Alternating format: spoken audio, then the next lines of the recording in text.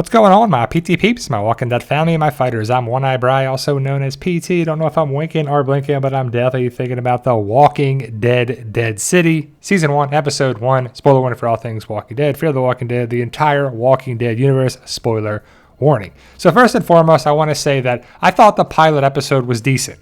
It was okay. I may come across negative on it and talking about some laughable things and stuff that doesn't make sense. But overall, I thought the episode was pretty good. But let's get to the Easter eggs and the callbacks and the connections. First, right off the bat, we see the baseball bat player right there in the picture. Callback to Negan in the lineup and Lucille and all that good stuff. Also, we saw in the episode, we saw the callback to the lineup that is haunting Maggie still. And a lot of people are wondering, why did they have to show it in such great detail? We already saw it, but I thought it was okay. Also, here's Negan. I saw a lot of callbacks to that episode of Season 10, Episode 22, I believe. The bar scene, Negan's origin story. Also, when Maggie was at the bar, I couldn't help but think about the other Green family member to be at a bar in Season 2 of The Walking Dead. Who are we talking about? Herschel. And it's just some things that I thought of, callbacks, Easter eggs, connections for me. Maybe it was for you, maybe it was something else. But overall, Herschel at a bar, Maggie at a bar, different circumstances for sure. Also, Maggie just drives around now. Gas isn't a problem. That really is the thing. So we had gas in a car, gas on a boat, gas in different vehicles for the marshals.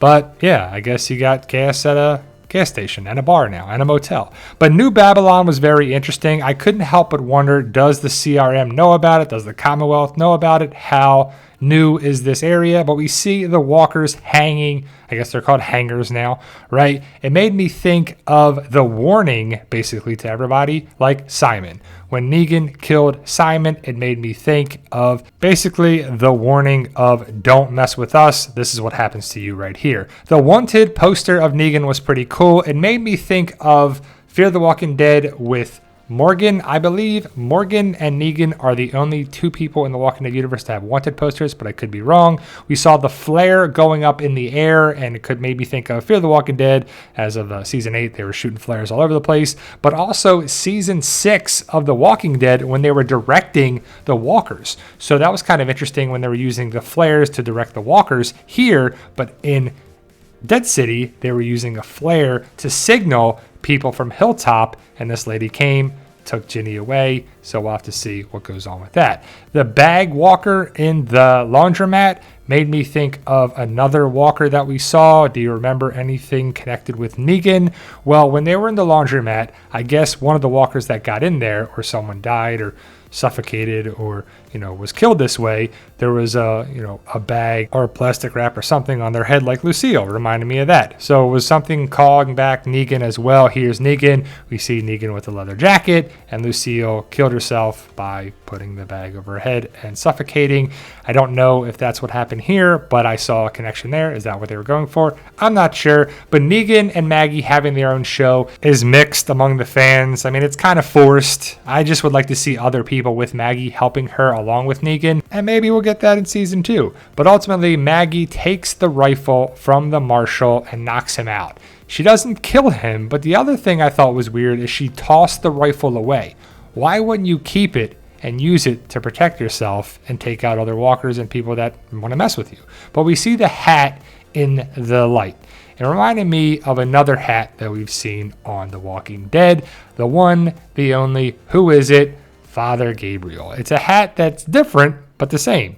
Same, but different, right? I don't know. The interesting outfit of Father Gabriel and the Marshal Armstrong, well, Pearly Armstrong, made me think, is it a callback connection there? Not sure, but I don't know how to feel about this guy so far, but he's all right. Then we saw Herschel being tied up, restrained, captured, held prisoner, whatever you want to call it. Reminded me of another time that we saw not one but two people in a similar situation. Go back to Season 3 of The Walking Dead, and we saw two people that were captured by Merle. It was Glenn and Maggie. It reminded me of Glenn, how he was tied down with the chair and he wasn't going to give up information, but just reminded me of a callback there. How about you? The Croat is just too much of a mouthful to say, but I'm guessing he was part of the Saviors, right? They hinted at that he was familiar with Negan. He used to work with Negan. He was pretty terrible. He used to do some crazy things. And I'm guessing Negan did this to him, just like Negan did this to Dwight. So it was definitely a callback of kind of a similar, I guess, mauling or punishment. So it reminded me of that for sure. But Croat is a bad dude. He was torturing that guy, cutting him up and killing people, and he don't care. But yeah, we'll have to see the connection with him and Negan for sure. Then we saw or heard this, I guess, vehicle that was making noise, right? And you can't really see it very well. And I don't know how it was making noise right there. Wouldn't it be making noise more along the street? But either way, the focus was that it was drawing the walkers towards them here. So it reminded me of the speakers that we saw here that the saviors were going to do to get the walkers away from the sanctuary back in season 8, I believe, of The Walking Dead. Then we have the rat in the walker's mouth, which was pretty gross. And a lot of people are asking the same question: how come the walker didn't eat the rat? But rats would be all over New York City, and the cockroaches too, and just a bunch of just terrible things would be there in the city because it would be overgrown. It'd be gross. So the rat coming out the mouth was pretty crazy. It was definitely never been done before. The only thing I could think of that we saw reminded me of this was the spiders that were coming out of the walker's face that we saw in season 9, I believe. So they did something new and fresh, and it's pretty cool. We always like to see that, that's for sure. So what was creepier? The cockroaches, the spiders, or the rat? I don't know. The spiders are pretty bad right here. But we see Maggie ask about Annie. And I was a little, underwhelmed that Negan didn't answer at all. He didn't even say anything. He changed the subject and was like, yeah, Jenny here. She was on a farm and I took care of her. But we're still wondering about Annie, right? And I understand there's plenty of time to answer those questions. And hopefully they will answer them. But we caught that in the first episode. Negan was wearing a wedding band on The Walking Dead because he was married to Annie, and Annie was pregnant. Many-year time jump, but Negan is not wearing the wedding ring anymore. Annie is not around. We don't see the child.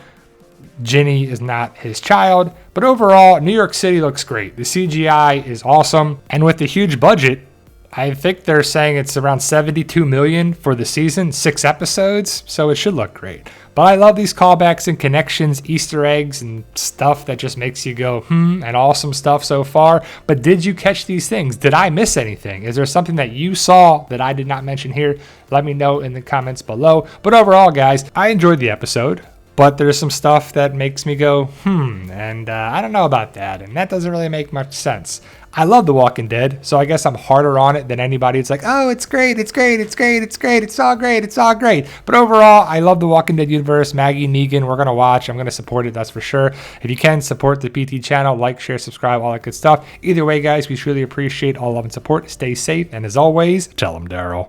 Yo, we